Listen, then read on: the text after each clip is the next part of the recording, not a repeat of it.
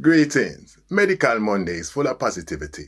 No joke, no hickory dickory. Sincerely, no trickery. Today is all about chicory. Been around for a while, that's the truth. You might have heard of chicory root. Some use as a coffee substitute for those who go down the non-caffeine route. Fibre. Chicory has got it. Known as a very good prebiotic. Contains a thing called Inulin, which helps the gut bacteria functioning. Good bacteria stimulating. That can help with your digesting and relieve constipating, plus a range of many other things used medicinally for centuries.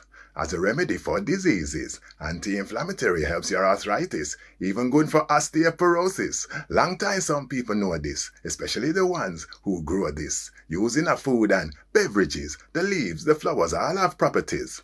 As with any new thing that you choose, check it out. Don't be confused. For some people, there could be issues, so check your healthcare provider before you use. A Medical Monday.